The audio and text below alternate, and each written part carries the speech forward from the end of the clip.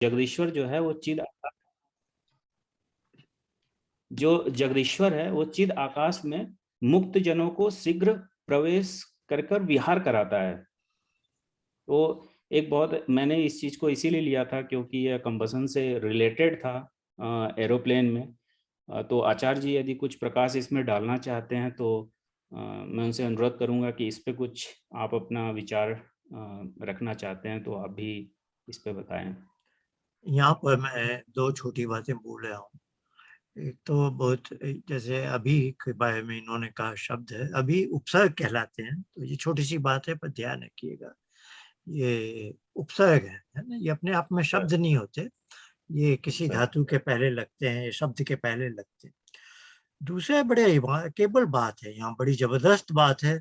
महर्षि दयानंद का निधन हुआ 1883 में, और जो आधुनिक विमान राइट ब्रदर्स का बताते हैं वो 1900 कुछ 3 या कभी का है।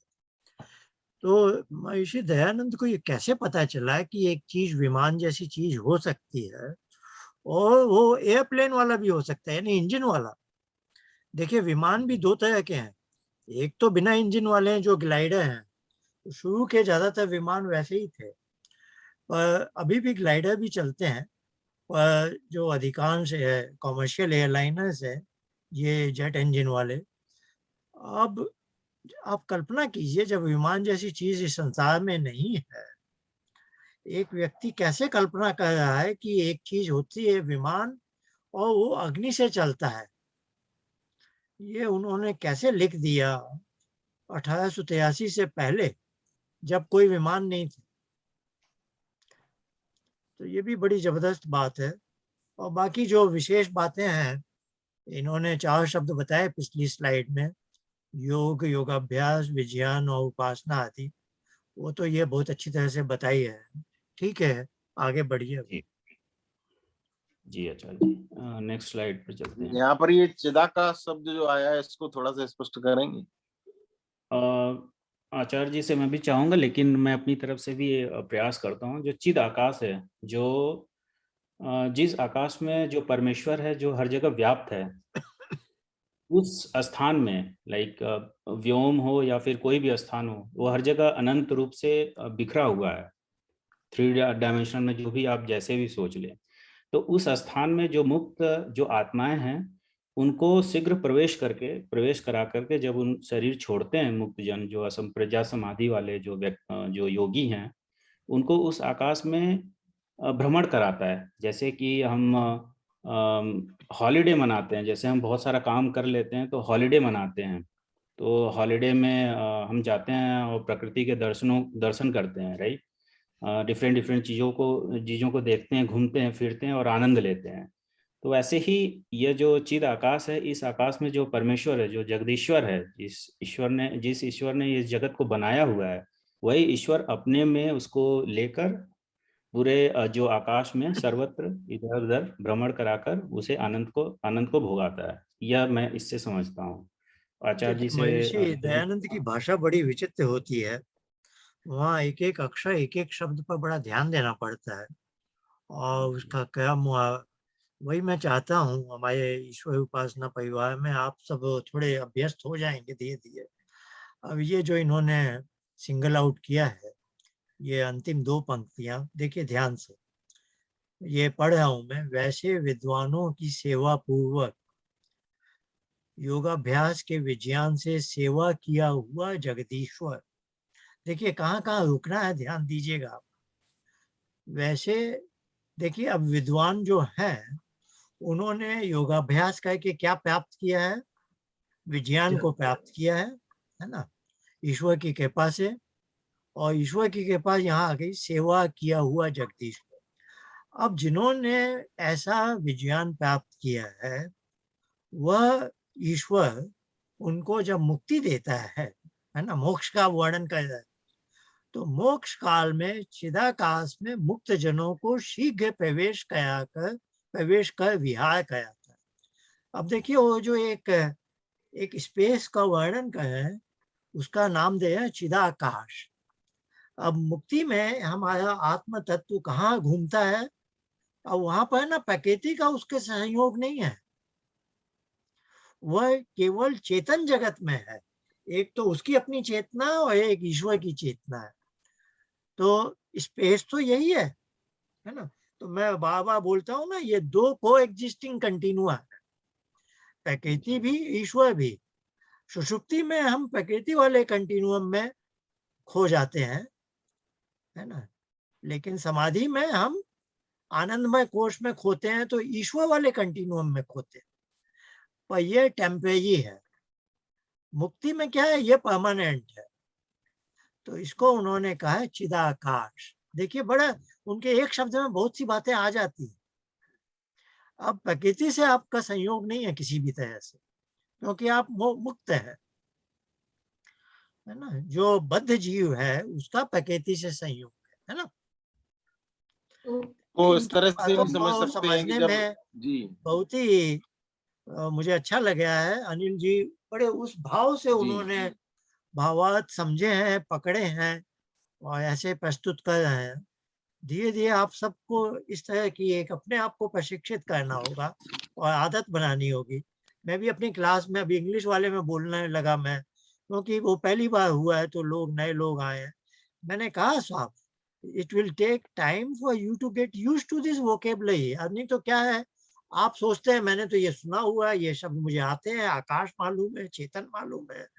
तो यानी आप सतही दृष्टि से पढ़ेंगे, आप समझेंगे कि मुझे तो समझ में आ गया। पर गहराई समझने में समय लगता है।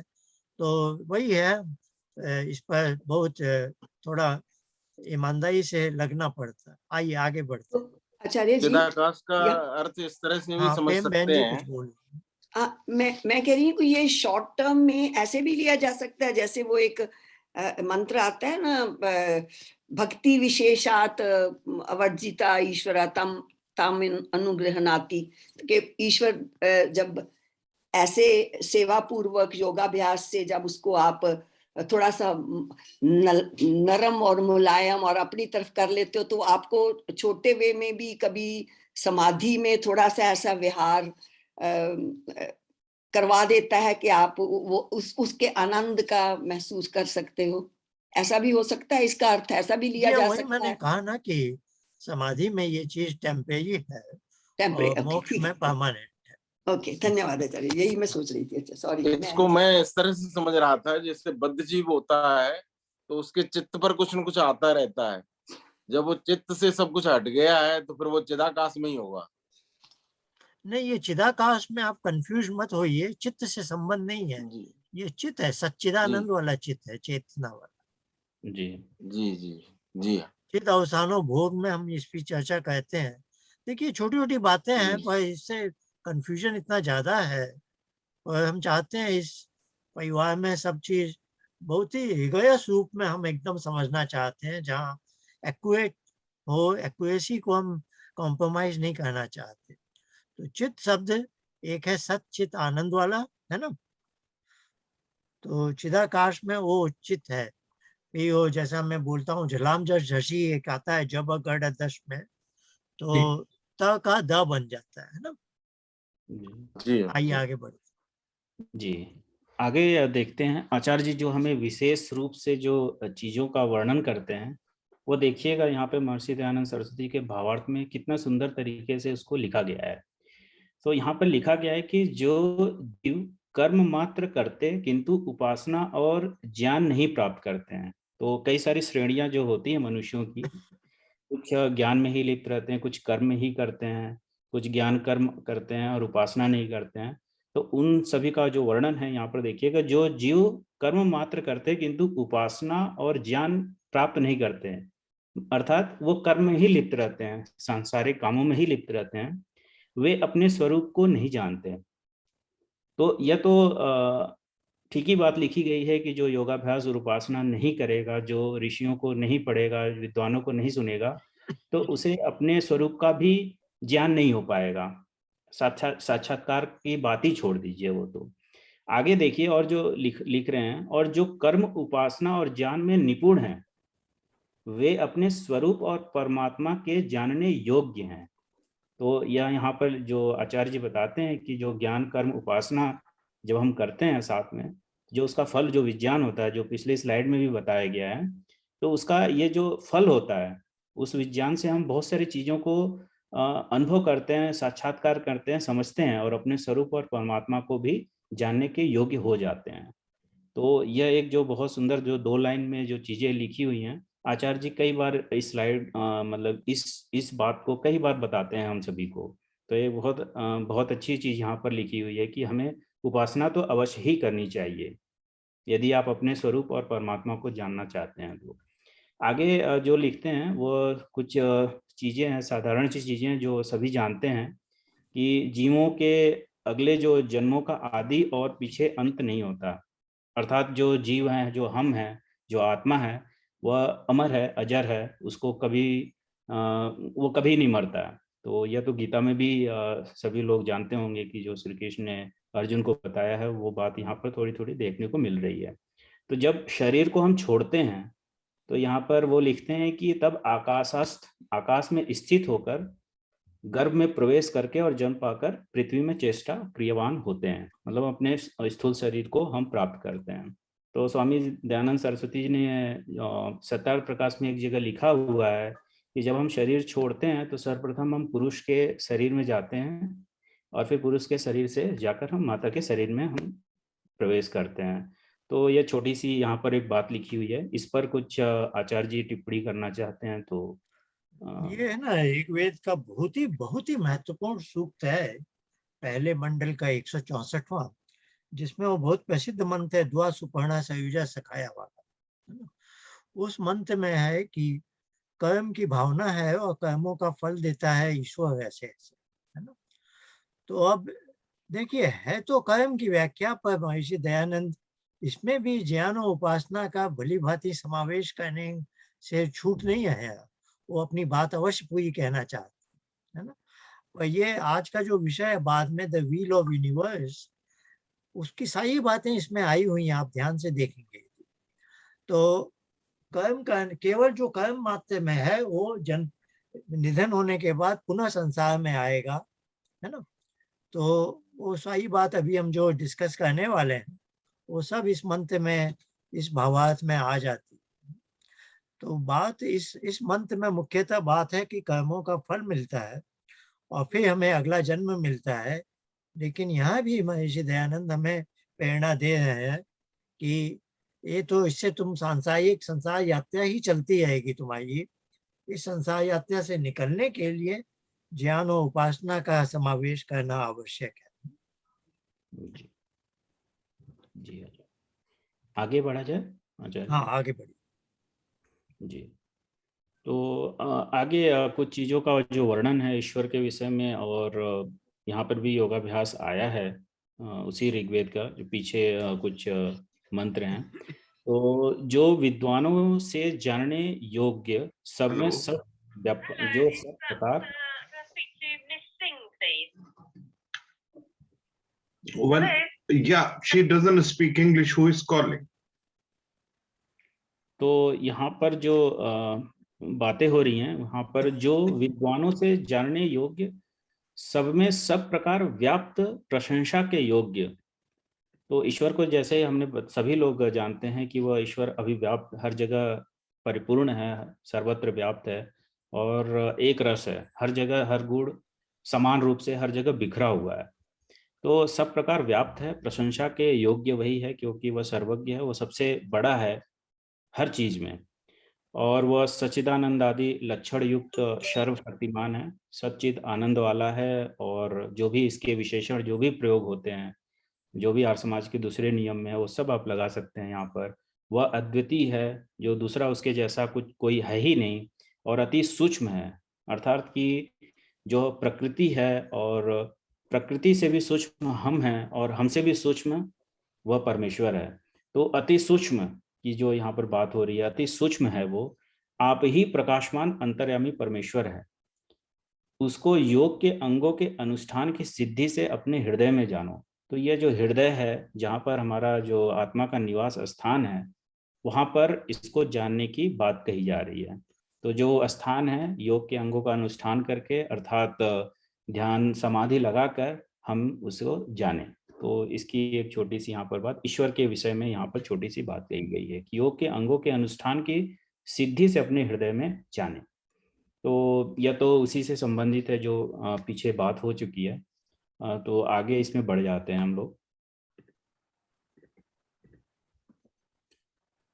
यहाँ पर जो मनुष्य विद्वान पुरुष के द्वारा परमेश्वर के योग का अभ्यास करते हैं वे सुख के धारण करने वाले होते हैं। बहुत साधारण सा एक सेंटेंस है जहाँ पर कहा जा रहा है कि जो मनुष्य विद्वान पुरुष के द्वारा, जैसे हम आचार्य जी के संपर्क में रहकर, सानिध्य में रहकर हम योग का अभ्यास करते हैं, तो उस तरह से विद्वान पुरुषों के द्वारा, क्योंकि हम कभी भी भटक सकते हैं, अपने मार्ग से हम कभी भी भटक सकते हैं, तो हमें एक डायरेक्शन देने के लिए ऋषि मुनि या फिर गुरु की आवश्यकता पड़ती है कि हम सही जगह हैं कि नहीं। जो विद्वान जो उस चीज को प्राप्त कर लिया है, ईश्वर को कभी प्राप्त कर लिया है, तो उससे सहायता लेनी चाहिए।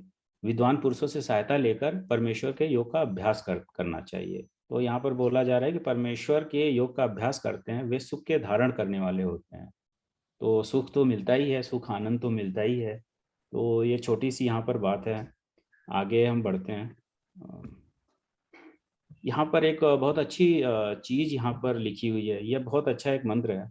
यहाँ पे ऋग्वेद का चौथा जो मंडल है, योगाभ्यास के बिना बुद्धि नहीं बढ़ती और बुद्धि के बिना धन। तो यहाँ पर बस यहाँ पर एक साधारण तरीके से आप बस सोच रहे होंगे कि यह बस बुद्धि नहीं बढ़ रही है हमारी। तो यहाँ से बुद्धि का अर्थ बहुत कुछ निकाला जा सकता है, जो आचार्य जी सांख्य दर्शन को हमें पढ़ाते हैं कि योगाभ्यास के बिना बुद्धि नहीं बढ़ती। तो जब तक हम योगाभ्यास नहीं करेंगे तो तब तक हमारा जो रागवश जो वृत्तियां आ रही हैं बुद्धि पर, वो हमें अधर्म का भी कार्य करा सकती हैं। तो यहाँ बुद्धि से बढ़ने का यह अर्थ है कि हम धर्म के कार्य में लगे रहें, तत्कार्यम धर्मादि। और वो तभी संभव है जब हम रागवश जो वृत्ति आ रही हैं उसको हम रोकें। तो जो बुद्धि और चित्त पर जो वृत्तियां आ रही हैं योगाभ्यास में, हमें रोकने की बात यहाँ पर कही जा रही है, जिससे हमारी बुद्धि की बढ़ोतरी हो। और वो जो बुद्धि है और उससे हमारी जो निश्चयात्मक जो वृत्ति है वो भी बढ़ती है जब हम योगाभ्यास करते हैं। और उस बुद्धि के बिना धन और आत्मा की भी सिद्धि नहीं होती। तो धन आदि जो ऐश्वर्य हैं जो हमें प्राप्त होते हैं, वो बुद्धि के बिना किसी को नहीं प्राप्त होती है। तो जिसकी बुद्धि जितनी प्रबल है उसको उतना धन है, उतना ऐश्वर्य है इस जगत में। तो यह हमें वो भी देता है। और जो अध्यात्म है, जो आत्मा को जानने वाली जो चीज है, वह भी हमें उस बुद्धि से ही प्राप्त होती है।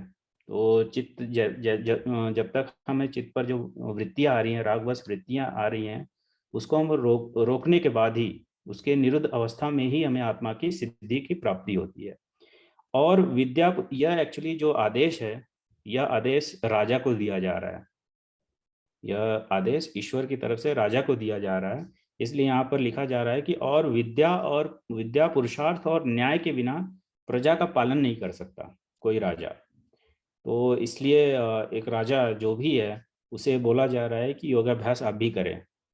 केवल आप राजा बनकर ना जिए। तो जैसे भर्तृहरि हमारे हुए, वह पहले राजा हुए, फिर वो जाकर बाद में हम सन्यासी भी बन गए क्योंकि उनकी योगाभ्यास में अच्छी गति रही। तो इस तरह से हमें चीज़ों को समझना चाहिए कि योगाभ्यास के बिना बुद्धि नहीं बढ़ती है। इसका अर्थ केवल लौकिक भाषा में वो नहीं लेनी चाहिए, आध्यात्मिक दृष्टि से भी इसे यदि हम सोचे तो जो सूत्र हमारे आते हैं सांख्य दर्शन में, उस पर भी हम विचार मंथन कर सकते हैं। आचार्य जी, इस पर कुछ आप टिप्पणी देना चाहें?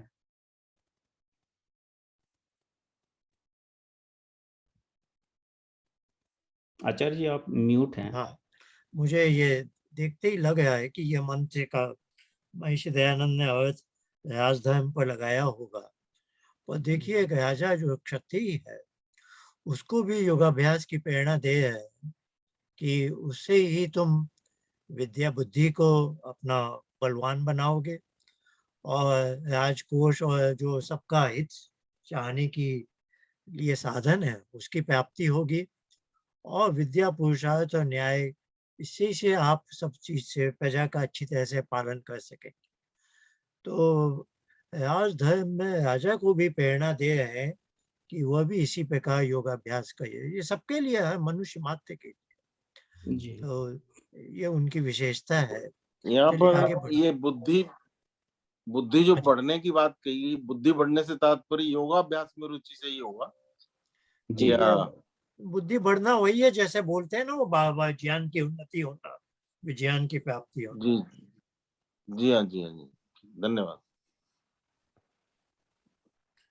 तो आगे देखते हैं। बहुत ही अच्छा यहाँ पर महर्षि दयानंद जी ने जो लिखा है इसको ध्यान से देखिए। जिस परमात्मा का सब जगह प्रकाश, अर्थात हर जगह वो जहाँ उपलब्ध है, हर जगह उपलब्ध है, जहाँ उसका प्रकाश हर जगह दिख रहा है इस जगत में, तो और जिससे सब डरते हैं, डरेगा कौन? ईश्वर से, जो ईश्वर को जानेगा।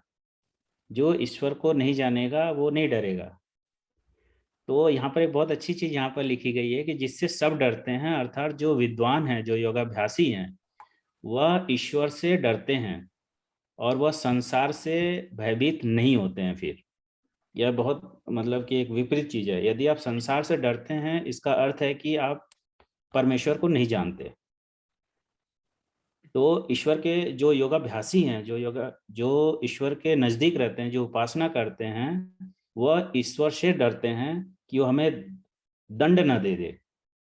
यदि हम अधर्म कर रहे हैं तो हमें वो दंड देगा, क्योंकि वह योगाभ्यासी जानता है कि ईश्वर हर जगह व्याप्त है, वो हर चीजों को देख रहा है। यदि हम मन में भी कुछ बुरा सोच रहे हैं तो ईश्वर हमें साक्षात्कार वो देख रहा है, सामने, एकदम सामने बैठकर वो सब कुछ कर रहा है, देख रहा है, और उसके अनुसार हमें फल भी दे देगा। तो उससे जो योगाभ्यासी हैं वो सब डरते हैं, और जो योगाभ्यासी होते हैं वो सांसारिक चीजों से भयभीत नहीं होते हैं, यहाँ तक कि वो मृत्यु से भी भयभीत नहीं होते हैं, जो ईश्वर से डरते हैं। तो एक बहुत अच्छी चीज यहाँ पर लिखी हुई है। और उसके विज्ञान के लिए देखिए, यहाँ पर जो शब्द का प्रयोग हुआ है, उसके विज्ञान के लिए, अर्थात जो परमेश्वर का जो विज्ञान है, जो यहाँ पर जो विशेष ज्ञान मिल रहा है वो परमेश्वर से जो मिल रहा है, उसके लिए सत्य का आचरण, अर्थात यम नियम का जो पालन है वो सब कर रहे हैं, और योगाभ्यास सबको करना चाहिए। तो यदि आप चाहते हैं कि संसार से भयभीत न हुआ जाए, तो ईश्वर से भयभीत होना सीखना पड़ेगा। तो एक बहुत अच्छी चीज यहाँ पर बातें जो लिखी हुई हैं, जो मुझे समझ में आई है, वह चीज मैंने बताई। आचार्य जी, आप इस पे कुछ टिप्पणी करना चाहें? नहीं, बहुत अच्छा कहा, आगे बढ़िए। आगे कुछ नहीं है, यहाँ पर एक छोटा सा एक मॉडल जो बना दिया था योगाभ्यास से, फिर अंत में एक और यहाँ पर भावार्थ आएगा, तो उस पर भी हम विचार चिंतन करेंगे। तो एक छोटा सा एक मॉडल जो मैंने बनाया था कि जो आचार्य जी ने भी कई बार मुंडक उपनिषद का जो उदाहरण बताया कि जो ओम है वह प्रणव, जो ओम है, जो ओम का प्रणव जप है वह धनुष है, वो साधन है, और जो बाढ़ है उसका जो शिरा है वो आत्मा है, और जो लक्ष्य है वो ईश्वर है। तो जब हम बैठते हैं योगाभ्यास में, तो हम देखते हैं, जो योगाभ्यासी हैं वो समझ रहे होंगे कि चित्त पर कई प्रकार की वृत्तियां आती हैं और उसे वो हमें परेशान करती हैं। उसमें से फिल्टर करके हमें एक चीज को ही पकड़ना है, वह है प्रणव जप। यह योगाभ्यास की एक बहुत ही अद्भुत चीज यहाँ पर ऋषियों ने दी हुई है, और जो आचार्य जी ने हमें बड़ा ही फोकस करके जो चीजों को बताया हुआ है कि आपके पास बहुत सारी वृत्तियां आ रही हैं, उसको फिल्टर करके एक जो प्रणव जप है उसको आगे बढ़ाइए, उसी से सभी को लाभ मिलने वाला है, अन्यथा किसी को लाभ योगाभ्यास में नहीं मिलेगा। तो एक छोटा सा एक मॉडल बनाया था कि एक फिल्टर है, बहुत सारी वृत्तियां आ रही हैं, जैसे ग्लास में एक छोटा सा पॉइंट होता है, उसमें से बहुत सारी चीजें आप उसमें भरें, जल भरें, तो एक छोटी सी एक धारा बहती है। तो उस तरह से आप एक छोटी सी समझ सकते हैं कि जो प्रणव जप है वही बस निकालनी है। जो अहंकार में जो हमारी है ध्वनि जो है, जिसको आप बोलते हैं, जो मानसिक जप है वो निकालनी है। तो जो यही बस आशा है कि कई सारी चीजें वृत्तियां आती हैं, उनमें से हमें एक ही वृत्ति को लेना है, वो प्रणव जप है। इसका आशय बस यही है इस मॉडल का। इसका रियलिटी से कोई वास्ता नहीं है, बस ये समझाने के लिए है कि यह जो प्रणव जप है इसी को ही लेकर आगे बढ़ना है। आगे एक और बहुत ही सुंदर चीज यहाँ पर महर्षि दयानंद जी ने लिखा हुआ है।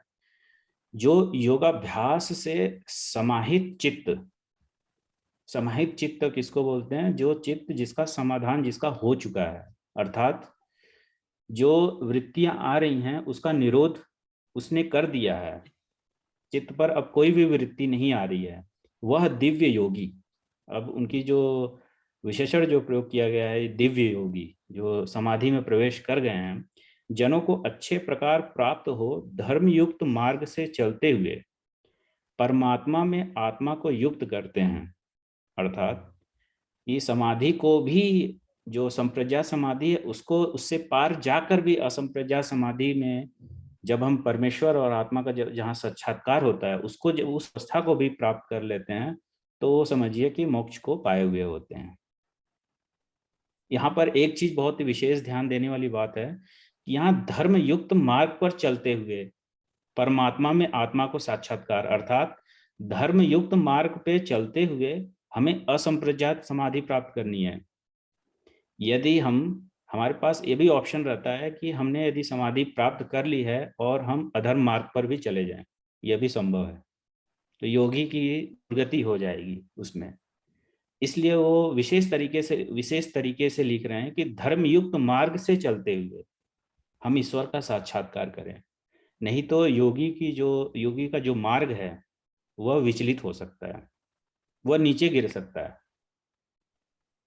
तो यहाँ पर एक बहुत अच्छी चीज लिखी हुई है कि हम जितनी भी हम उन्नति करें, जब तक हम परमात्मा को नहीं प्राप्त कर पा रहे हैं उस क्षण तक हम धर्म युक्त मार्ग पर ही चलें, यम नियम का खूब अपने दैनिक जीवन में हमेशा ही उसका पालन करते रहें।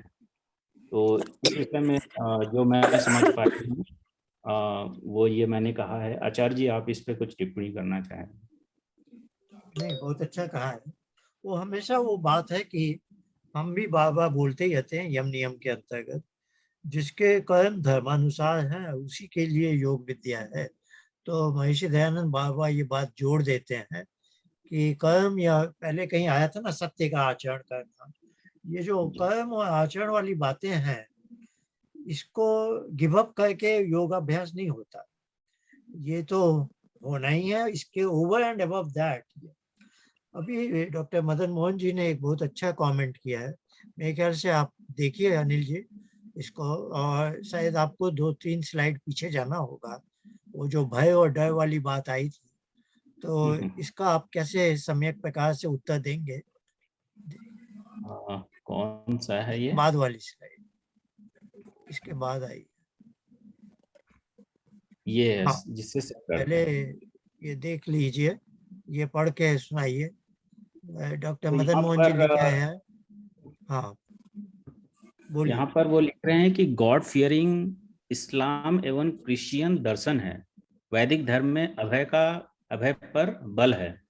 निश्चित रूप से जो अभय जो जिस पर जो बल दिया गया है वह सांसारिक चीजों पे दिया गया है।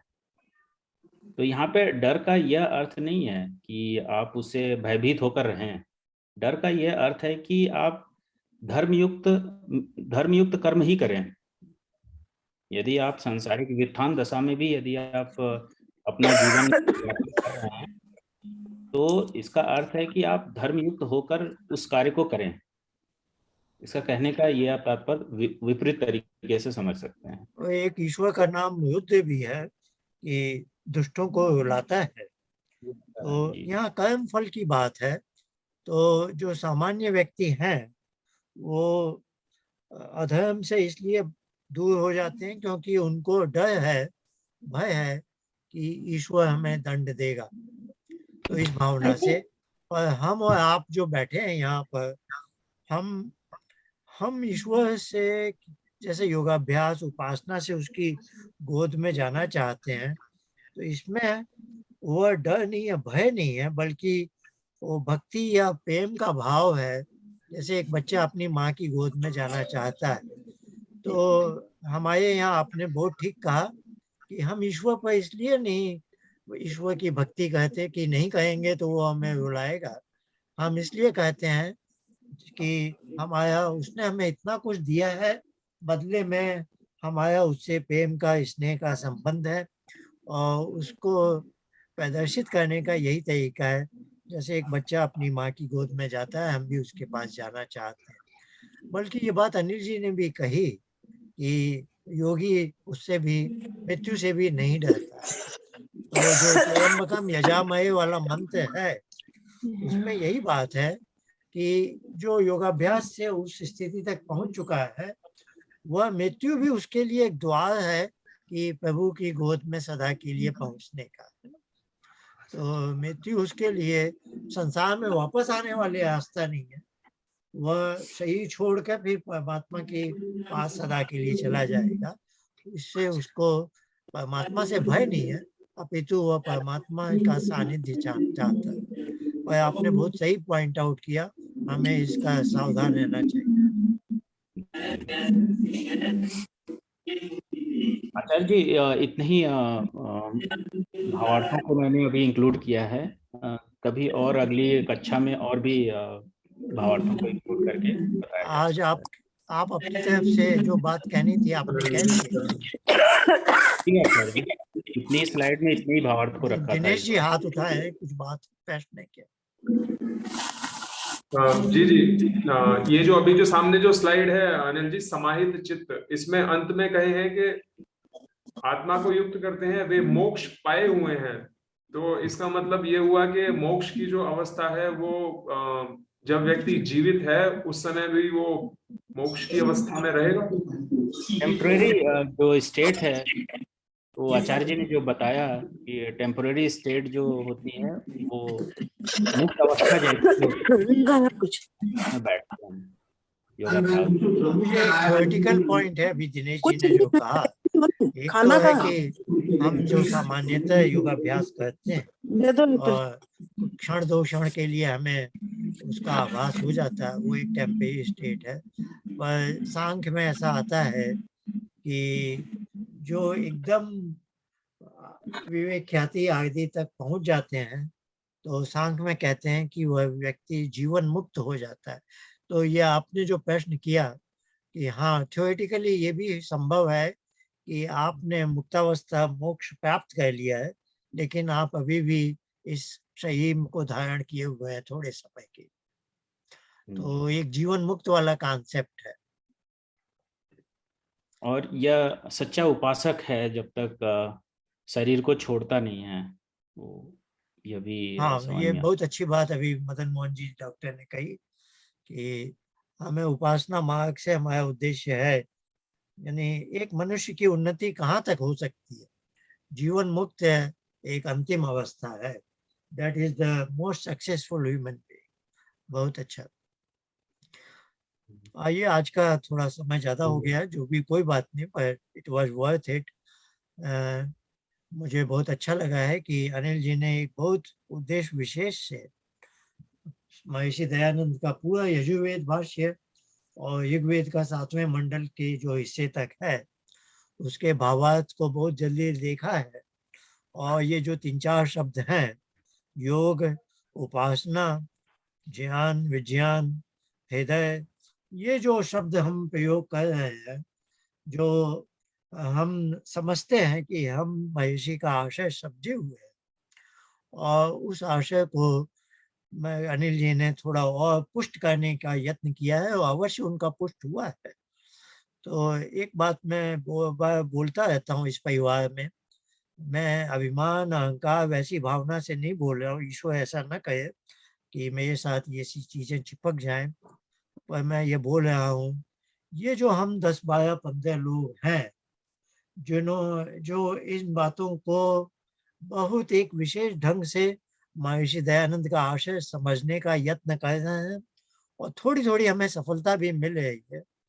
ये मैंने कई बार कहा है, ये आर्य समाज के इतिहास में एक बहुत बड़ी ऐतिहासिक घटना है।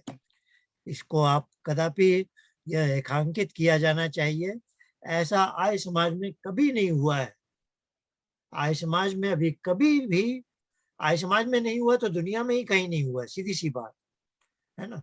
दुनिया में महर्षि दयानंद के निधन के बाद 1883 के बाद किसी को चित्त अहंकार का सही अर्थ नहीं मालूम, किसी को योगाभ्यास का सही अर्थ नहीं मालूम, किसी को ये जो हम उपासना और ये सब बातें बोल रहे हैं सही अर्थ नहीं मालूम है, और ये दुनिया बड़ी अंधकार में चल रही है। तो ये बहुत अच्छा है कि हम थोड़े लोग इसको सही ढंग से समझने का प्रयास कर रहे हैं और हमें थोड़ी थोड़ी सफलता भी मिल रही है।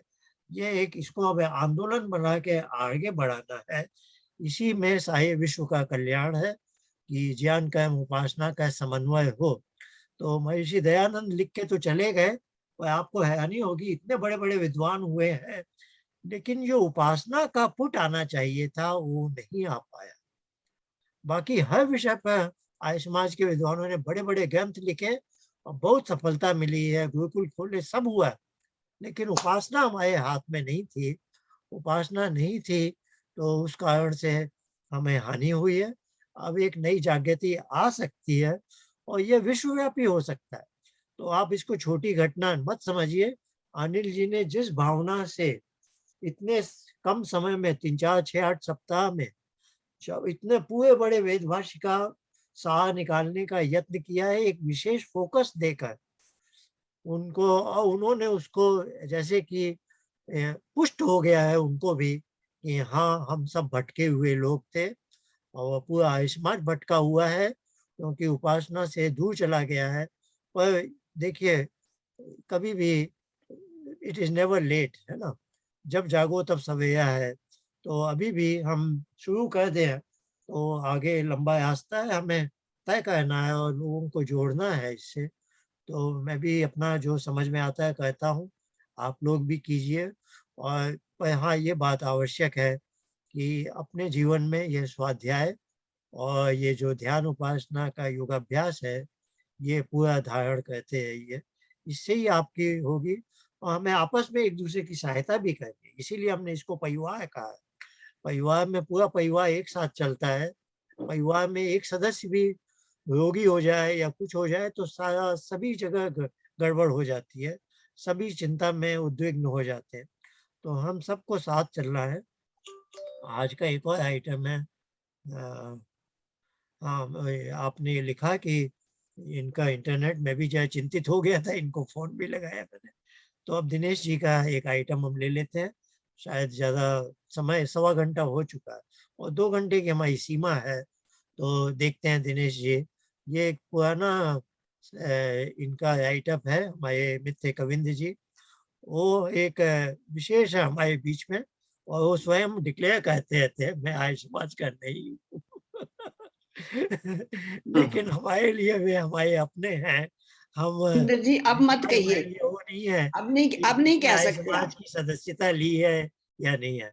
हम तो सभी को आर्य बनाना चाहते हैं। आर्य है। हमने कहा है आर्य वही है जो प्रभु की गोद में पहुंच जाए, जिसको परमात्मा गोद में ले ले वही आर्य है। तो भले ही आप आर्य समाजी नहीं हो, आप आर्य है हमारी दृष्टि में, और हम सब आर्य हैं और इस आर्यत्व को ही वेद में दिया है आगे बढ़। तो इन्होंने एक आइटम लिखा था व्हील ऑफ यूनिवर्स। ये इनकी एक विशेषता यही है कि हमने ये पाठ्यक्रम जो शुरू किए अक्टूबर 2020 में पहला था, उसके पहले कविंद्र जी मुझसे जुड़े हुए थे, बहुत पहले से जुड़े हुए हैं। बर्मिंघम में था मैं जब, तो ये भी बर्मिंघम में थे, अब ये रग्बी में आ गए हैं। तो ये है। पर हाँ ये पाठ्यक्रम शुरू होने के पहले 6-8 महीना जब ये महामारी शुरू हुई थी तो मेरा एक सत्य होता था साप्ताहिक प्रश्नोत्तर का। वो पता नहीं क्यों भारत से कोई आया नहीं उस समय, ये ज्यादा मैंने प्रचार भी नहीं किया, और ये आते थे। तो उस प्रश्नोत्तर काल में हमारी बहुत सी बातें होती थी। तो उन दिनों ये शायद लिखा गया था, तो यह बाद में। तो आज अब दिनेश जी से मैं कह आ गया है मेरा, आपको मैंने को होस्ट बना दिया है, आप दिखाइए उनका राइटअप और अपनी समीक्षा भी प्रस्तुत। और दिनेश जी ये बहुत लेमैन लोगों के लिए, हालांकि अब तो बहुत क्लास हो गई, इतना जानिएगा जैसे मैं अज्ञानी था, मैं मेरे साथ में जो और लोग थे ग्रुप में, उन सबको बताने के लिए एक बहुत बहुत बेसिक ज्ञान देने का एक प्रयास था। तो उसको किसी विद्वान की नजर से या कोई मैं विद्वान हूं उस नजर से मत देखिएगा। मैं अब खुद पढ़ता हूं तो मेरी समझ में नहीं आता ये मैंने क्या क्या लिखा था। तो नमस्ते आचार्य जी, सभी को नमस्ते। कविंद्र जी आपको घबराने की आवश्यकता नहीं है, मैं आपसे अधिक अज्ञानी हूँ।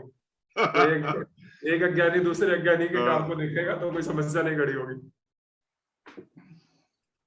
मैं एक अच्छा योगी हूँ, इतना मैं जानता हूँ। मैं रोज 1 घंटे बैठता हूँ और वो बहुत बड़ा अचीवमेंट है मेरा। जी, मेरा सौभाग्य है कि मुझे आपके काम को रिव्यू करने का मौका मिल रहा है। Thank you sir. जी, शुरू करते हैं। Wheel of universe, how to improve future journey and break the cycle of birth and death. तो जैसा कि हमारे वैदिक दर्शन में है, बाकी सारे सिद्धांतों में से एक कर्मफल का सिद्धांत भी है और जन्म और मृत्यु का सिद्धांत भी है। जब तक कर्मफल समाप्त नहीं हो जाता है तब तक जन्म रहेगा और मृत्यु रहेगी। तो वहीं उसी चीज को लेखक ने व्हील ऑफ यूनिवर्स कहा है कि ये पहिया घूमता रहता है। तो इसमें 2 चीजें में है, how to improve future journey and break the cycle of birth and death. तो अब क्योंकि हम इस कक्षा में बैठ गए हैं तो ये साइकिल आज ही तो टूट ही नहीं जाएगा, तो ये जर्नी लंबी चलेगी इस सब के उपरांत भी, बावजूद भी। तो इसके 2 पक्ष हो जाते हैं, how to improve future journey, माने कि हम इस ज्ञान को प्राप्त कर लें और उसको अप्लाई करें जिससे कि फ्यूचर जर्नी, ये जो साइकिल जब तक चलेगा तब तक सहजता से चल सके, और फिर अंततः इसको ब्रेक कैसे करें ताकि इससे बाहर निकलें और मोक्ष प्राप्त करें। तो ऐसा इसका आशय प्रतीत हो रहा है। सर अगर आप बुरा ना माने तो मैंने एक आज भेजा है ये राइटअप, उसमें मैंने आचार्य जी ने एक टिप्पणी की थी पिछली बार कि अगर इनको नंबर दे दिए जाएं तो लोग नंबर लेकर उस पर टिप्पणी कर सकते हैं। तो मैंने आज भेजा है, अगर आप व्हाट्सएप ग्रुप पे नीचे देखेंगे तो बिल्कुल एक फ्रेश आर्टिकल यही आया हुआ है, उसमें नंबर पड़े हुए हैं। अगर आप उसको रेफर करेंगे तो वो बहुत अच्छा होगा। उसमें हल्का सा एक चेंज भी है, एक जगह में मैं पूछूंगा आचार्य जी से कि वो मेरी अभी भी समझ में नहीं आ रहा है, तो बड़ा अच्छा होगा सर अगर आप इस फॉर्मेट को चेंज कर लें। बिल्कुल फ्रेश है, अपने ग्रुप में अभी आया है वो, मतलब आज आया है। ठीक है, मैं उसको ओपन कर लेता हूँ। हाँ, उसमें नंबर लिखे हुए 1 2 3 4 ऐसे करके। हाँ, मुझे लगा कि जस्ट फॉर रेफरेंस कुछ कहना चाहें तो कहें नंबर 3 गलत है या 4 सही है, ऐसे करके कुछ। ठीक, मैंने इसको देख लिया था लेकिन उसको देखा नहीं खोल के, मुझे लगा जस्ट फॉर रेफरेंस आपने सबके लिए डाल दिया, तो मैंने जो पुरानी कॉपी थी मैं उसी को यूज करने लग गया था। मैं इसको स्टॉप शेयर करके एक बार दोबारा से करता हूँ।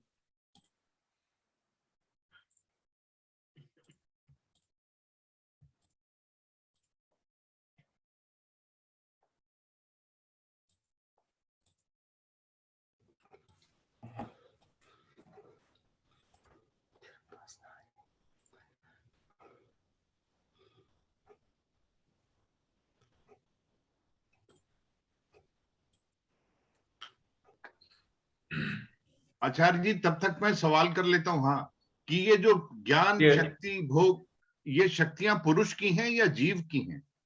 इसमें थोड़ा सा कंफ्यूज था, वो आएगा, आप देखिएगा उसको, बस अभी बोल दिया मैंने। कविंद्र जी अभी ठीक है क्या? जी, नंबर्स आ गए। ठीक, so I'll go number by number.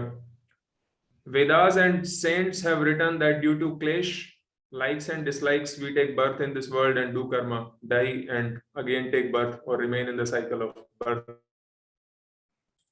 तो आई थिंक ये पॉइंट सेल्फ एक्सप्लेनेटरी है। बस इसमें ये है कि क्लेश में मेरे ख्याल से पंच क्लेश की यहाँ पर बात हो रही है, पर मुख्य रूप से राग और द्वेष को पॉइंट आउट किया गया है। और मैं यहाँ पर इसको एक्सप्लेनेशन में तो नहीं जाऊंगा क्योंकि we take because of this we take birth in this world and do karma. तो राग और द्वेष और उसकी वजह से बर्थ एंड डेथ, इसके बीच में काफी कुछ आता है, वो मेरे ख्याल से आगे जाके एक्सप्लेन हो जाएगा।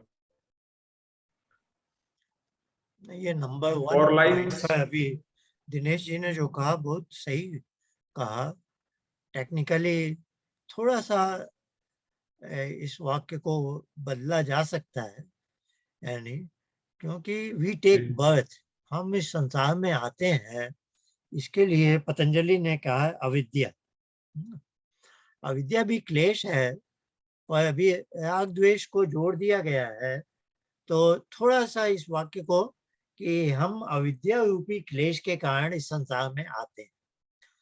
और जो बात उन्होंने कही कि हम कर्म करते हैं, फिर कर्म फल के लिए पुनः मृत्यु के बाद संसार में आना पड़ता है। तो ये कर्म हम करते हैं राग और द्वेष के कारण। तो इसमें 2 टुकड़े किए जा सकते हैं, जिससे ये थोड़ा टेक्निकली 100% एक्यूरेट हो, पर ये बात ऐसे काफ़ी सही है। आप समझ रहे हैं मैं क्या कह रहा हूँ? देखिए, एक तो है संसार में आना। संसार में हम पहले अभी आए हैं, तो पहली बार जो भी वो है अविद्या के कारण संयोग हुआ है, ये पतंजलि का स्टेटमेंट है ना। दृष्टा और दृश्य का संयोग, ये दूसरे अध्याय योग दर्शन में आता है, अविद्या के कारण। अच्छा, अब है कि ये जो संसार चक्र की बात चल रही है, इसका विषय योग दर्शन से जुड़ा हुआ है। ये आप सब जानते हैं, नहीं तो मैं बाद में थोड़ा बता दूंगा तो आपको याद आ जाएगा। तो उसमें संसार चक्र में जो 6 आये बताए गए हैं, तो उसमें पहली जोड़ी है राग और द्वेष की। दूसरी जोड़ी बनती है राग और द्वेष के वश में हम कर्म करते हैं जो धर्म या अधर्म। तो दूसरी जोड़ी है धर्म अधर्म की। तीसरी जोड़ी है धर्म और अधर्म के फल में हमें सुख दुख मिलता है ना। तो 3 जोड़ियां हैं, देखिए, राग द्वेष, धर्म अधर्म, फिर सुख दुख, है ना। तो व्यास का एक अर्थ है, एक व्यास भाष्य में आता है कि ये जो व्हील ऑफ यूनिवर्स है, दैट हैज 6 स्पोक्स, षडर लिखा हुआ है, षट आय, है ना, 6 आये हैं।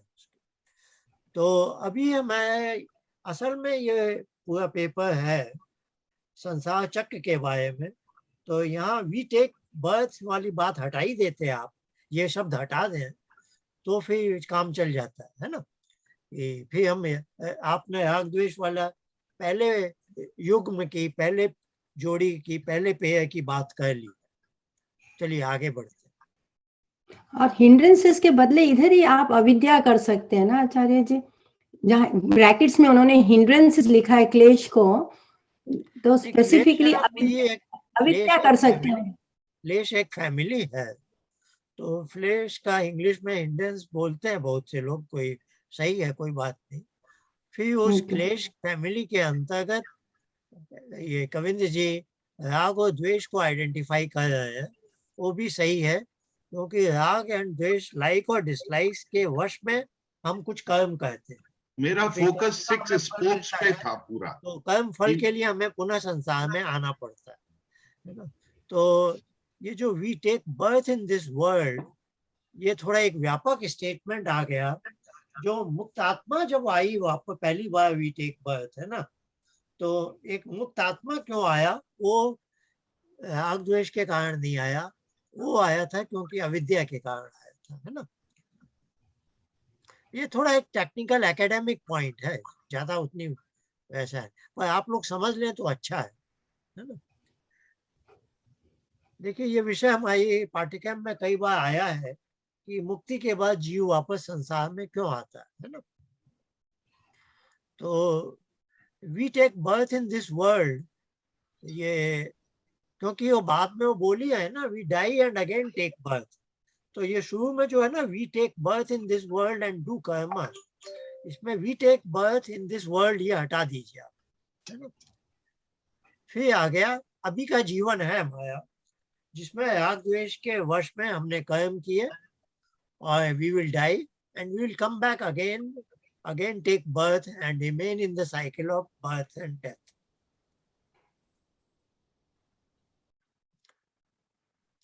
मैं क्या बोल रहा हूँ कि जो मुक्त जीव पहली बार आया उसके बारे में हम नहीं बात करते, और शायद कविंद्र जी कहना भी नहीं चाह रहे, वो शायद वी टेक बर्थ से बोल रहे हैं हम सामान्यतः जो अभी संसार में आए। बिल्कुल बेसिक चीज है, एकेडमिक्स में अगर हम लेंगे तो इसके लिए हमें ज्यादा वो जानना भी नहीं चाहिए, बहुत आम सामान्य पाठक समझेगा भी नहीं, वो यही जो कविंद्र जी कहना चाहे वो वही अर्थ लगाएगा। तो इसको आप एक बार पूरा देख लें दिनेश जी, उसके बाद आपको लगे कि एक बिल्कुल लेमैन जिसको बिल्कुल ज्ञान नहीं है, राग और द्वेष फिर भी ऐसे शब्द हैं जो लोग जानते हैं। मैं अविद्या लिख दूं और अभिनिवेश लिख दूं, नहीं, मैंने तो भी शायद गलती की, कहेगा आप क्या समझा रहे हैं? मैंने भी शायद गलती की, और आप लोगों का प्रबुद्ध वर्ग है तो थोड़ा पॉइंट आउट करने के लिए। और जैसा विकविंद जी पहले ही कह चुके हैं, ये लेमैन के लिए लिखा गया है, तो उसी भाषा में उसी भावना से हम देखते हैं। और फिर राग और देश उस 6 स्पोक्स के 2 मेन हिस्से हैं, तो इसलिए मैंने केवल उनको टच किया था। तो मैंने अभिनिवेश और राग देश ये सबको नहीं डाला। हाँ। पूरा हो जाता फिर देखते हैं।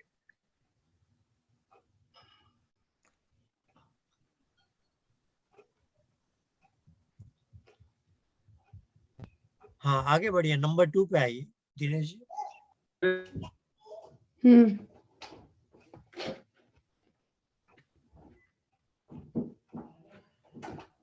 दिनेश जी, आपका लिंक ठीक है क्या?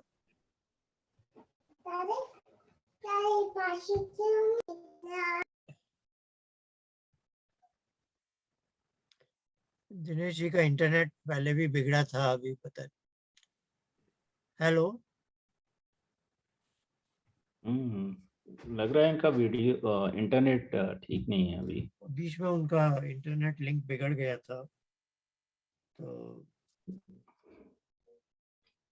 वो मुझे कॉल भी कर रहे थे, आई थिंक वो इसीलिए कॉल कर रहे थे। जब मैं सेशन हम लोग का चल रहा था तो दिनेश जी ने मुझे कॉल किया था।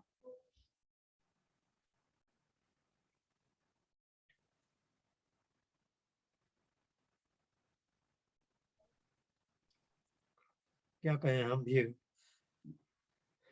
आइए, जब तक वो आते हैं हम अपना थोड़ा कोई प्रश्नोत्तर काल या अपनी हम चर्चा कर सकते हैं, यदि वो आएंगे तो आगे, नहीं आचार्य तो जी, इसको। मेरा एक सवाल है। इसी राइटअप को मैंने जब कल दोबारा देखा तो हाँ। मैंने थोड़ी सी डेफिनेशंस भी देने की कोशिश की कि पुरुष क्या है और जीव क्या है। तो एक जो स्टेटमेंट है मेन, उसको मैंने नोट्स में भी रेफर किया कि ज्ञान, कर्म और भोग ये पुरुष की शक्तियां हैं या ये एक जीव की शक्तियां हैं? ये पुरुष की शक्तियां हैं। पुरुष की शक्तियां हैं, क्योंकि मैंने इसी राइटअप में 2 जगह अलग अलग ढंग से दिखाया था। उसको मैंने अब करेक्ट कर लिया, मैंने पुरुष ही दिखाया है दूसरी जगह में। आइए, दिनेश जी आ गए हैं, आप आगे बढ़ सकते हैं। जी, क्षमा कीजिएगा, आज मेरे इंटरनेट में कुछ प्रॉब्लम हो रही है तो ये हाँ, डिस्कनेक्ट मैं हो समझ जाता है। गया था। जी, जहां पर मैंने छोड़ा था, मैं ये कह रहा था कि मैं 2 पॉइंट्स इसमें रखना चाह रहा था कि मैं लेखक की भावना मुझे थोड़ी समझ में आ गई थी कि वो सिर्फ उस साइकिल की बात कर रहे हैं जब व्यक्ति एक बार मोक्ष से वापस आकर जन्म मृत्यु के चक्र में फंसा हुआ है। तो इसलिए मैंने इस पे बहुत ज्यादा ध्यान नहीं दिया कि जो मोक्ष के बाद जन्म होगा वो किस प्रकार से होगा। दरवाजा बंद कर दो जरा। तो शायद मैंने गलती की कि मोक्ष वाली बात में ले आया। ये सामान्य जन्म मृत्यु का चक्र है, साइकिल। और दूसरी बात जो मैंने नोटिस की जब मैं पहले ही पॉइंट पे था, और ये क्लेश का जो ट्रांसलेशन है हिंड्रेंसेस और लाइक्स एंड डिसलाइक्स का राग एंड द्वेष, तो थोड़ी देर तक तो मैं अपना दिमाग उसमें दौड़ाता रहा कि ये एक्यूरेट ट्रांसलेशन हो रहा है संस्कृत टू इंग्लिश के नहीं। और फिर जैसे जैसे मैं इसको पता चला उस पे बहुत ज्यादा फोकस नहीं, उस पे फोकस करूंगा तो फिर गड़बड़ सी हो रही थी। आपकी आवाज टूट रही है। वैदिक आप अपना वीडियो बंद करके बोले तो देखते हैं। आपकी आवाज टूट रही थी। जी, हाँ जी, क्योंकि ये जो वैदिक टर्मिनोलॉजी के इंग्लिश ट्रांसलेशंस हैं उसमें मुझे ऐसा लगा कि सब अपनी समझ के हिसाब से वर्ड्स यूज करेंगे और उसका कुछ एक्यूरेट ट्रांसलेशन मुझे मिल नहीं रहा था, तो मैंने उस पर बहुत ज्यादा ध्यान देना बंद कर दिया। चलिए, ये कविन जी इंग्लैंड में रहते हैं, उन्हें इंग्लिश का उपयोग करने की आवश्यकता भी पड़ती है, हम सबको भी थोड़ा परिचित होना चाहिए। तो राग और द्वेष के परिभाषा तो सुखानुशयी है, यानी सुख की तरफ जाना, तो उसको लाइक और डिसलाइक बोल सकते हैं। जी, ठीक है जी, आगे चलते हैं। So second point, for likes we do as we get craving for them and them। Straightforward है कि जिन वस्तुओं के प्रति हमको राग होता है प्रयास करते हैं और उसके लिए हम कर्म, जिन चीजों से हमको द्वेष हो जाता है उन वो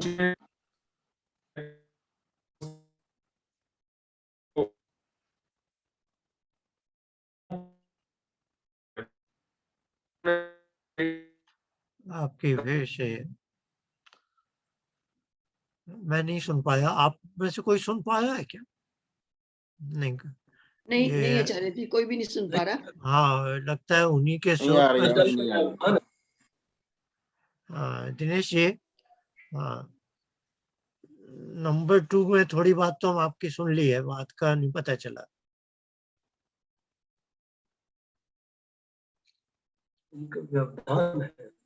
क्या ऐसा हो सकता है कि अब स्क्रीन पे मटेरियल तो है एक, कविंदर जी अगर उसको एक्सप्लेन कर दें तो। नहीं, मेरे से मत कहिएगा एक्सप्लेन करने को, आप कर दीजिए उसको। मुझे जो करना था मैंने एक बार कर दिया। अच्छा हाँ। ठीक है।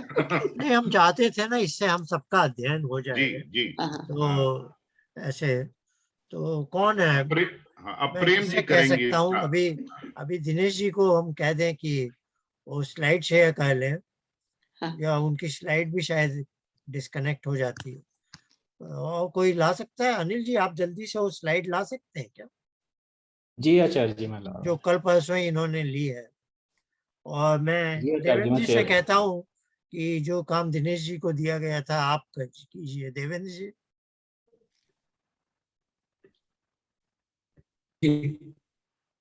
आज एग्जामिनर्स आर फेलिंग हाँ, मोर देन देवेंद्र द जी, आप नंबर 2 के एग्जामिनेशन। आगे पढ़िए और अपने विचार बताइए। अच्छा जी, मेरा तो बिल्कुल पढ़ा ही नहीं, ये पहली दफा पढ़ूंगा मैं इनका article. For likes we do karma to get them again, as we get craving for them, and for dislikes we do karma to stay away from them.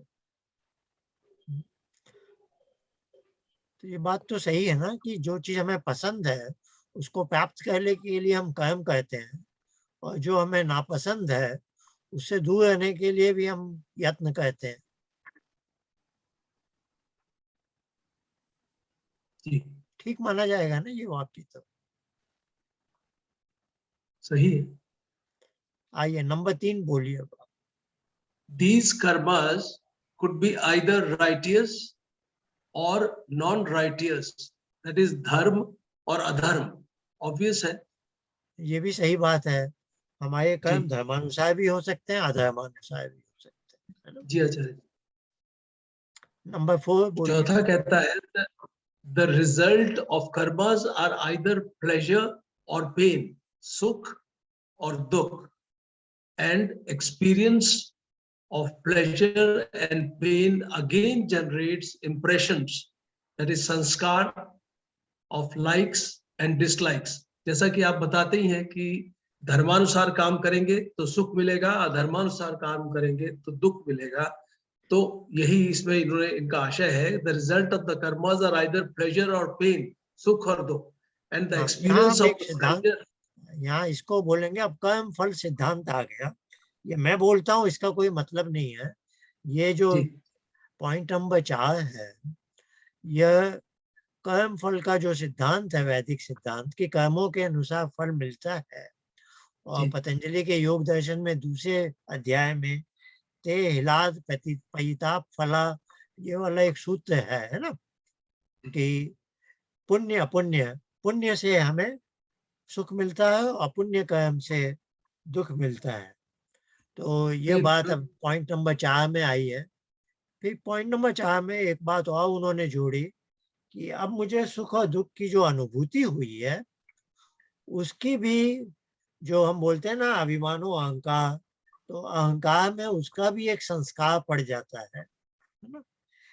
जैसे कोई मिठाई आपने खाई, स्वाद अच्छा लगा, तो वह स्वाद भी वहां पहुंच जाता है एक और में, और वो आपको अच्छा लगा, ये अच्छा लगना वाली बात भी कैटलॉग में आ जाती है ना? तो इसी को वो एक नया लाइक बन जाता है, तो एक नया राग संस्कार बन गया। तो देखिए, हमने कहानी जिन्होंने शुरू की है राग द्वेष से, तो राग द्वेष के बाद कर्म किए धर्म अधर्म वाले, उससे सुख दुख का भोग हुआ, और सुख दुख का भोग से नया राग द्वेष बन गया, है ना। तो ये एक चक्र बन गया जिसका प्रवाह रोकना मुश्किल हो जाता है ना। ये सही क्लिष्ट वृत्तियां कहलाती हैं, क्लेश से पैदा हुई है ना। तो ये चौथा भी आपने दूसरे देख लिया, दृष्टिकोण से पांचवा पढ़िएगा।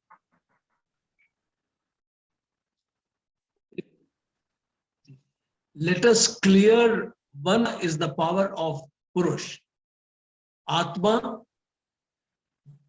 and if Nishkam karma is induced, there would be no further dharma, adharma, pain and pleasure. क्या ये ठीक लिखा है इन्होंने? ये कह रहे कि जब ये principle of cause and effect को आगे उन्होंने फिल्टर करने की कोशिश की और ये कहा है कि the important fact is that जब that the action is the power of atma and if nishkam karma is induced there would be no further dharma. निष्काम कर्म से उनका तात्पर्य है जिसकी फल की इच्छा नहीं होगी। अगर हम वो कर्म करेंगे तो वो कर्म हमारे कर्माशय में नहीं जाएंगे, कर्माशय नहीं बनेगा, उससे कर्माशय ही नहीं बनेगा, निष्काम कर्म से। तो बता रहे हैं अभी तक जो बात हो रही थी वो सकाम कर्म थे। अब एक नई तरह के कर्म के बारे में विचार रखे हैं कि वो निष्काम कर्म है, डिसइंटरेस्टेड एक्शन है, तो उसका फल नहीं मिलता।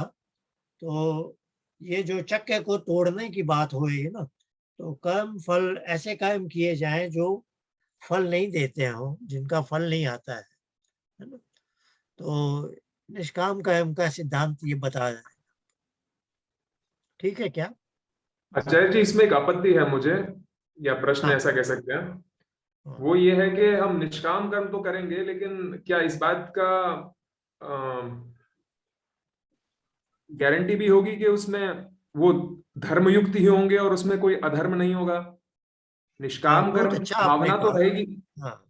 जो धर्मयुक्त कर्म है ना, वही निष्काम माना जा सकता है। अधर्म वाला देखिए सकाम कर्म में आके धर्म और अधर्म है ना। अब ये जो धर्म वाला कर्म है, धर्म का आचरण है, इसी में एलिमेंट्स है निष्काम भावना की। जो अधर्म है वो तो निष्काम होने का सवाल ही नहीं होता, क्योंकि वो तो काम सकाम ढंग से ही किया जाएगा। किसी कामना के वश में ही आप अधर्म कर रहे हो। इनहेरेंट है वो धर्म जो है वो इनहेरेंटली। अधर्म तो देखिए 3 श्रेणियां बन गई। अधर्म, धर्म है यह सकाम वाला, और फिर तीसरी श्रेणी है धर्म लेकिन निष्काम भाव से। वो सबसे टॉप लेवल है। तो योग दर्शन के चौथे पाद में एक आता है, 7वां सूत्र है ये, योगियों का कर्म अशुक्ल अकृष्ण है। वहां भाषा ऐसी, अशुक्ल अकृष्ण, न सफेद है न काला है। तो सफेद वाला होता है पुण्य, काला वाला होता है पुण्य। तो वो न पुण्य कर्म है न पुण्य है, वो अलग ही है, निष्काम भाव। तो आचार्य जी, अगर अज्ञानवश अधर्म का काम होता है कि पता ही नहीं किसी को कि मैं ये अधर्म कर रहा हूँ, अज्ञानवश अधर्म का काम हुआ, तो फिर भी अधर्म तो हुआ ना, चाहे ज्ञानवश हुआ चाहे अज्ञानवश हुआ। हाँ, अधर्म तो जैसे रास्ता चलते कोई चींटी मर गई मुझसे, या अनजाने में, या जैसे भी आप कहें, तो गलत तो हुआ ही है। पर हाँ, उसके ईश्वर का भी अपना मानदंड होगा, कैसे नापते होंगे। तो थोड़ा कम उसको पाप है, ऐसा पाप इतना नहीं माना जाए जो जानबूझकर या जानते हुए कहे, अनजाने में हो जाए तो बात अलग है। तो यहाँ 5वें में इन्होंने एक बड़ा मोड़ दे दिया है, एक नई दिशा दे दी है कि क्योंकि ये 3 चल रहे हैं ना जोड़े, तो अब इसको, इस साइकिल को तोड़ना है, नहीं तो हम तो इसी साइकिल में रहेंगे। तो उन्होंने कहा कर्म तो पुरुष को कहना ही है, और वो निष्काम भाव से कहे। तो ये भावना बहुत अच्छी है। देखिए अभी भी हम लोग इसको देखने के कई ढंग हैं। अभी जो सुमेधा खुराना जी का वक्तव्य है वो भी बड़ा इंटरेस्टिंग मुझे लगा, और मैं चाहता हूँ उस पर भी अगली बार किसी की समीक्षा हो। तो उनका जो वक्तव्य है आपके भी पास होगा, ये 5 फरवरी का है। वो लिखे हैं surrender that it is the work we have been given by Ishwar and we are doing it for him। तो ये जो ईश्वर परिधान की भावना है उसमें आप अपने कर्म ऐसे कहते हैं जैसे उसकी इच्छा है या उसने मुझे ये दायित्व दिया और मैं कर रहा हूँ उसका काम। तो इसमें भावना है कि कर्म फल उसी का on his behalf I am.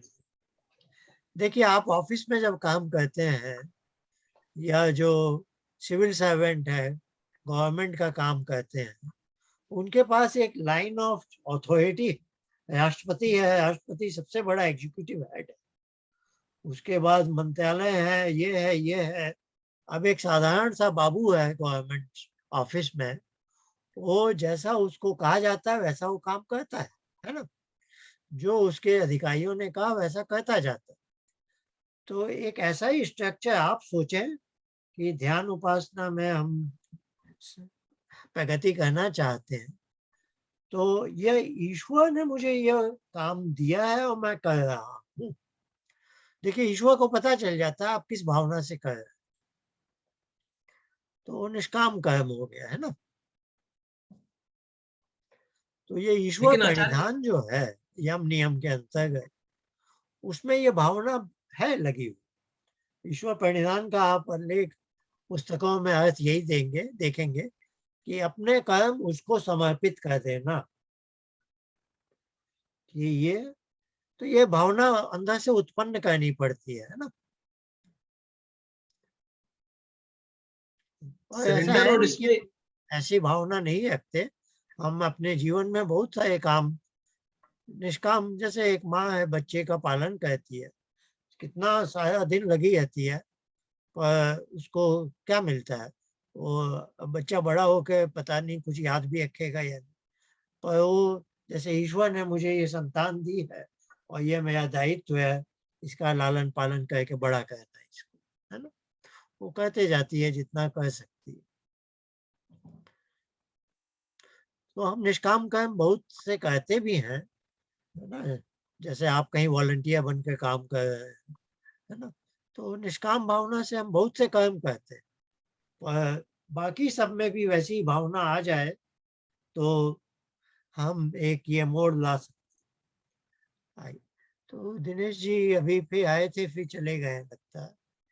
तो चलिए देवेंद्र जी आप ही इसको अब, या हम आज व्यायाम दे देते हैं यहाँ पर। अब 1 घंटा 50 मिनट लगभग हो गया है। तो ये आइटम यहाँ मुझे दिख है 4 पन्ने का है। तो नहीं, हाँ हाँ हो। ऐसा क्यों है? 4 का है क्या? देखे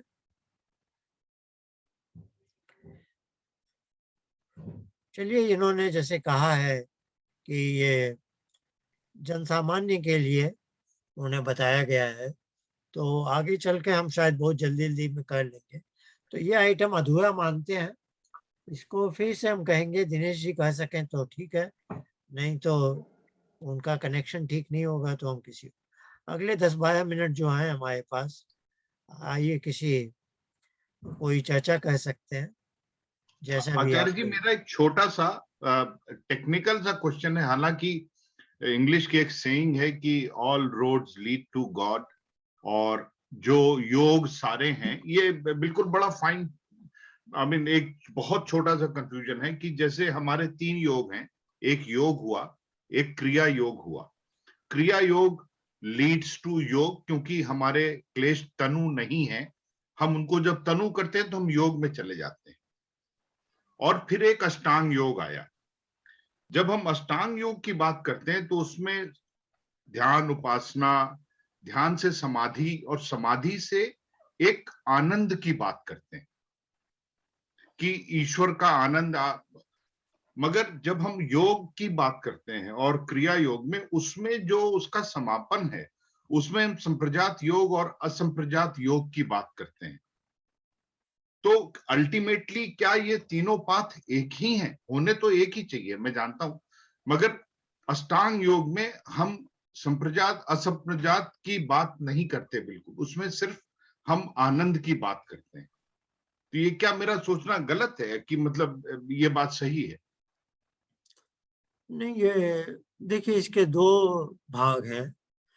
एक तो आप कह रहे हैं कि क्रिया योग तो एक अपेंडिक्स जैसा है, वो हाँ, अपने आप में स्वतंत्र नहीं है। जैसा नहीं आपने है, भी नहीं। कहा, क्लेश तनु कह दिए, अब हाँ, तनु क्लेश वाले के लिए योग वाला योग समाधि हो गया। पाद वाले हो गया, तो वो एक अपेंडिक्स है, तो अपने आप में स्वतंत्र नहीं है।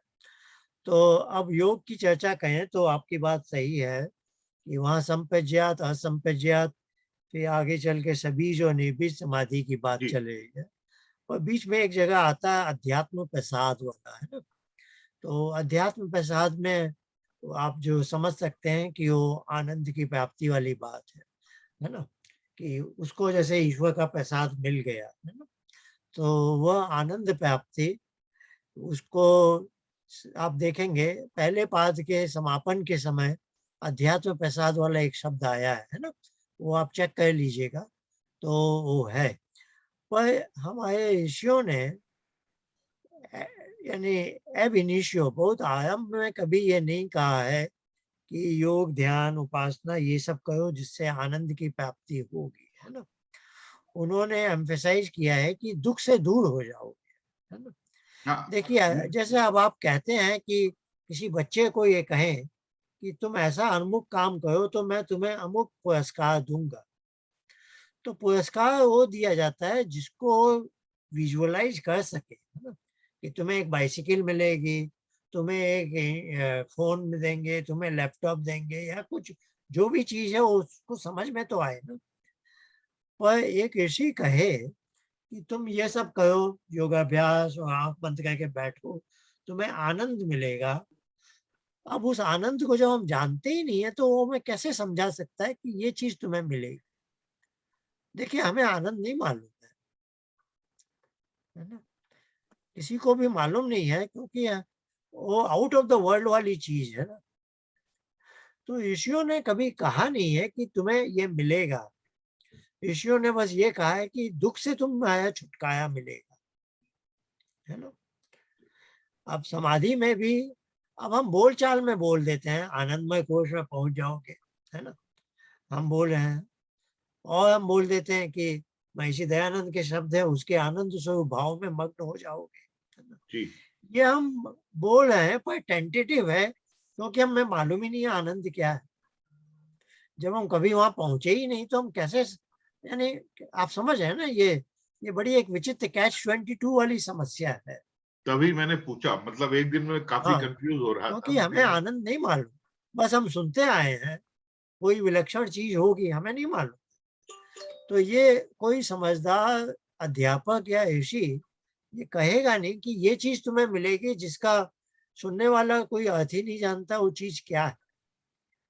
तो देखिए, एकेडमिकली उन्होंने कहीं नहीं कहा है कि तुम्हें आनंद मिलेगा, उन्होंने कहा है तुम्हें दुख से छुटकारा मिल जाए। अब है, जब वो मिलता है तब आपको आनंद भी मिल जाता है, वो जब आप वहां पहुंचेंगे तब आपको पता चल जाए,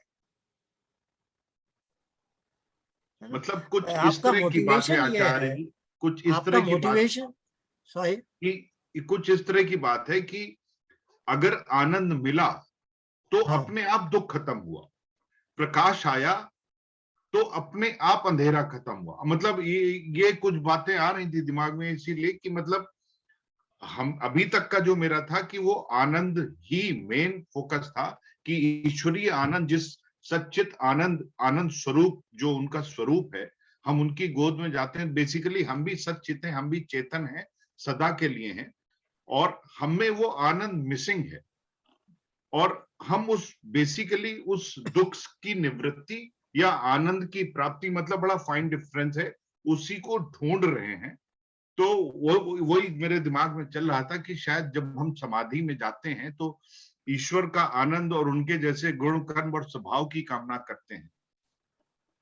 नहीं, बिल्कुल, देखिए ये तो एकेडमिक पॉइंट था जो भी अभी बोला है, पर एक प्रैक्टिकल व्यू पॉइंट से देखें तो हमारी कल्पना है कि दयानंद ने कहा है, पतंजलि ने कहा है, इन्होंने कहा है, तो हमारी उनके प्रति श्रद्धा है।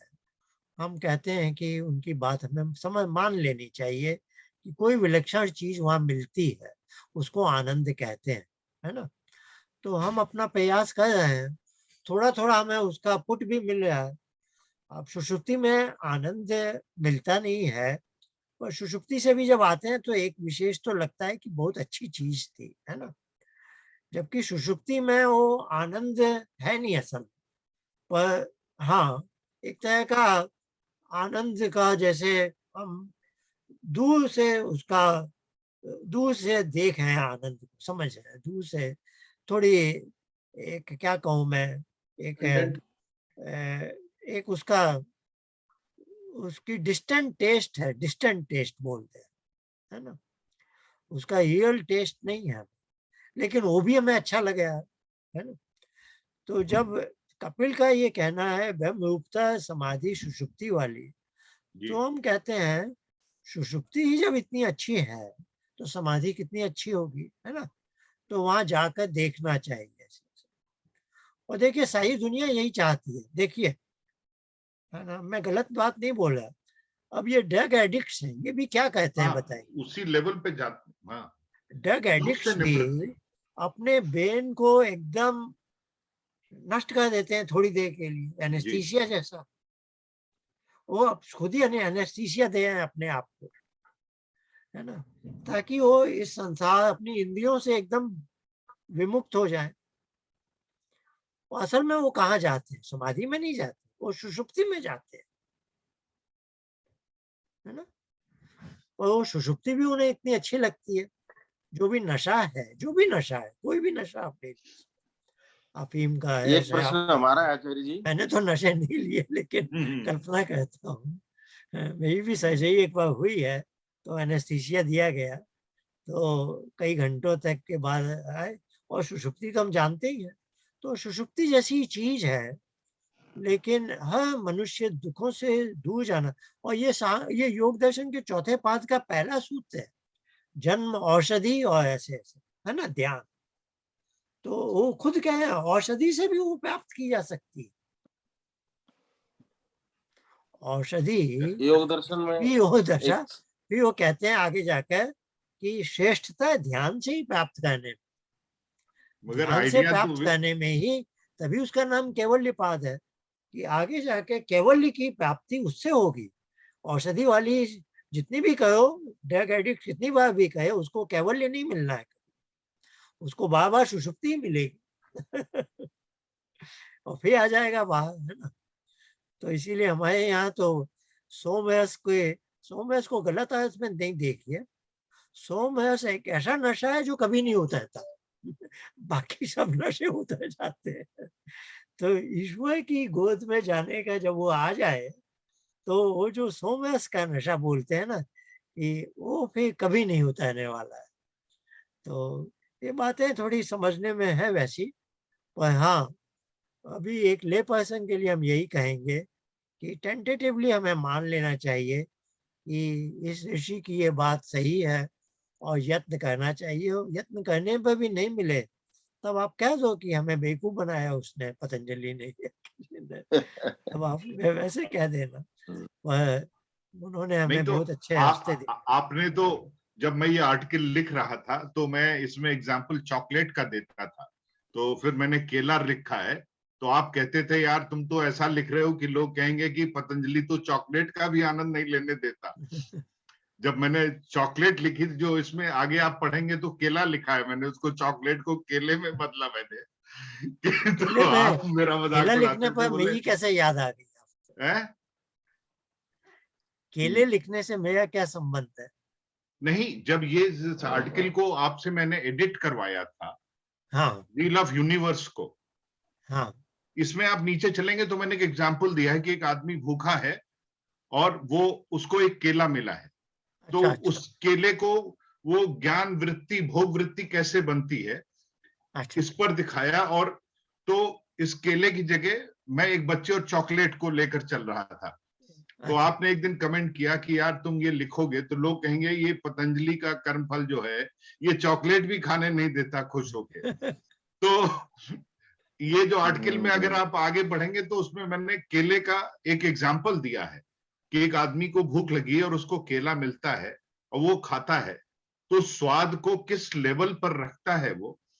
तो ज्ञान वृत्ति भोग वृत्ति और फिर उसके जो संस्कार हैं उसके इंप्रेशंस हैं, उनसे राग देश कैसे, तो वो वही मैंने कहा कि एग्जाम्पल्स भी सोच समझ के। नहीं, बहुत आवश्यक है, क्योंकि बड़ी गूढ़ चीज है ये संसार चक्र वाली बात। और मुझे भी आश्चर्य हो रहा है कि योग दर्शन का भाष्य करने वालों ने इसके साथ पूरा न्याय नहीं किया। जैसा आप जानते हैं, योग दर्शन में 3 श्रेणियों के मनुष्य हैं। ये व्हील ऑफ यूनिवर्स से ही तो निकलता है ना, 3 श्रेणियों के मनुष्य। तो 3 श्रेणियों के मनुष्य के लिए योग, क्रिया योग, अष्टांग योग का उपदेश है। तो योग दर्शन की इतनी टीकाएं व्याख्याएं हैं, किसी ने इस पर पूरा ध्यान नहीं दिया। जबकि यानी देखिए, एक ले पर्सन भी, मुझे तो आश्चर्य होता है, दूसरा अध्याय जो शुरू हो रहा है क्रिया योग से, तो समाधि भावनार्थ और क्लेश तनुकरणार्थश्च क्रिया योग के बारे में ये लिखा है। तो साफ इससे समझ में आ जाता है कि क्रिया योग से क्लेश तनु होते हैं, अर्थात समाधिपाद वाला जो योग है वो तनु क्लेश वालों के लिए। जी, वो टॉप यानी क्लास। एक थोड़ी सी कॉमन सेंस चाहिए। और मुझे हैरानी होती है कि किसी का ध्यान इस बात पर गया नहीं, और उससे वो समझ जाते हैं कि योग, क्रिया योग, अष्टांग योग 3 अलग-अलग प्रेस्क्रिप्शन है, 3 अलग-अलग तरह के लोगों के लिए। और सांख्य में सूत्र भी है, अधिकारी कई प्रकार के होते हैं। यानी बड़ा ही अन्याय हुआ है इन सब चीज। चलिए, समय पूरा हो गया। दिनेश जी, हम क्षमा मांगते हैं, आप बीच में फिर चले जाते हैं नाराज होकर हमसे। तो हमने देवेंद्र जी से कहा नहीं आचार्य जी, अगली क्षमा तो बार, मुझे मांगनी चाहिए। नहीं कोई बात नहीं, आप अगली बार भी ये हम शुरू में रखेंगे, आइटम 1 रखेंगे। और यदि आप नहीं उपस्थित होंगे तो देवेंद्र जी काम करेंगे। अगली बार मुझे एक महिला चाहिए कोई, जो आप यदि बीच में अभी बोल सके या बाद में वॉलंटियर कर सके, मैं ग्रुप में भी लिख दूंगा। सुमेधा जी का जो आया है छोटा सा आइटम, उस पर मैं एक समीक्षा चाहता हूँ, है ना। तो कोई महिला इसमें वॉलंटियर करे तो अच्छा है। तो ये 2 आइटम रखेंगे। सभी जी ने हाथ उठाया, आप कहेंगी? अगर प्रेम जी को या बीना जी को करना है तो वो, अगर वो नहीं कर रहे हैं तो मैं, अगर कोई और नहीं कर रहा तो मैं कर लूंगी। चलिए, यानी हम निश्चिंत हैं, ये महिलाएं आपस में तय कर लेंगी। क्योंकि यो महिला, मैंने ये सीखा है, महिलाओं की बात पर हमें समीक्षा, पुरुषों को समीक्षा नहीं करनी चाहिए। तो आचार्य सुमेधा जी जी, ने लिखा है, तो मैं नहीं चाहता मैं कुछ ज्यादा बोलूं। पर हाँ, उसमें मैं बता दूं, जो भी समीक्षा कहेगा, प्रतिपक्ष भावनाम वाली एक बात आई है, वो गलत लिखा हुआ है, तो आप उस पर ध्यान दीजिएगा। पर हाँ, जिस भावना से उन्होंने लिखा है और जिस प्रसंग में लिखा है, तो वो बात सही भी है। अब ये बड़ा एक जटिल वो है, आप लोगों को सोचना होगा कि, क्योंकि वो हाई लेवल की बात कहे हैं, जो आज अनिल जी ने एक पिक्चर दिखाया है ना, कि वो धनुष बाण वाला क्या फिल्टर हो रहा है, वो उस लेवल की बात है वहां पर।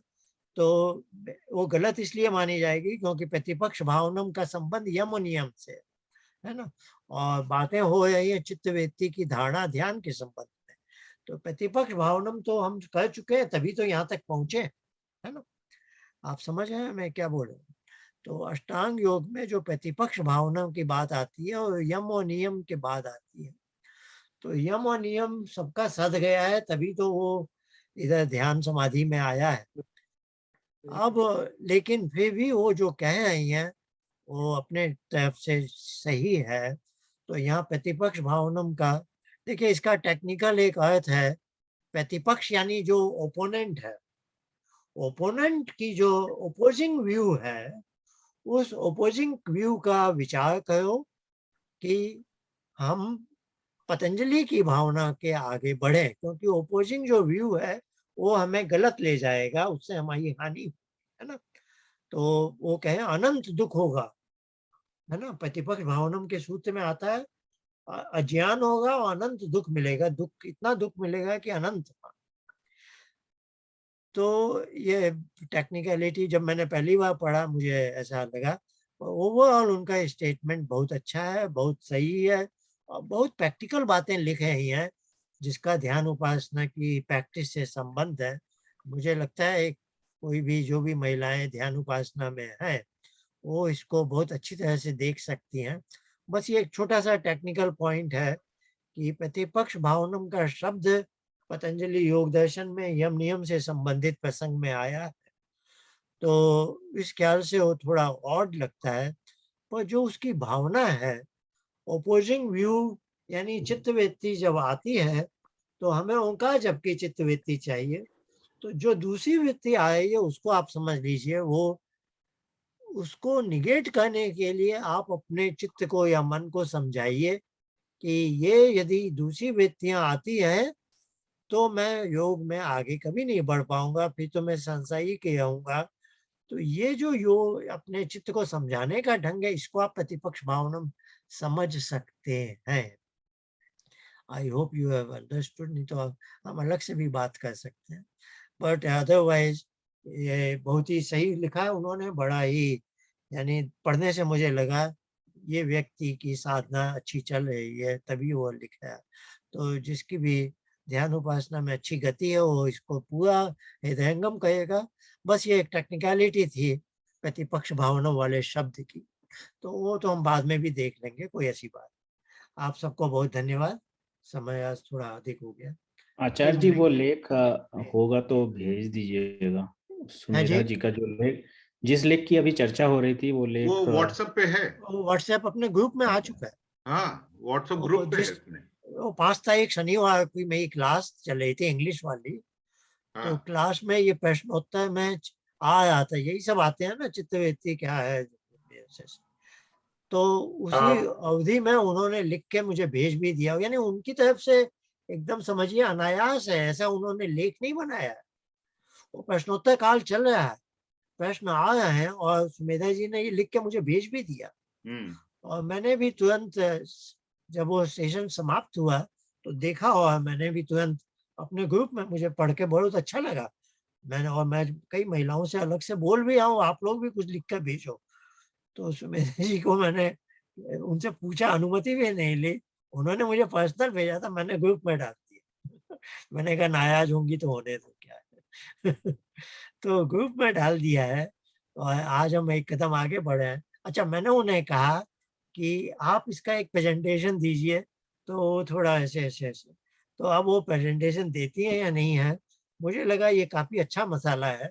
तो इस पर हम अब we take it as her statement, जैसे अभी हमने दूसरों के, अभी कविंद जी के 3 उस पर चर्चा हो चुकी है, डॉक्टर मदन मोहन जी की।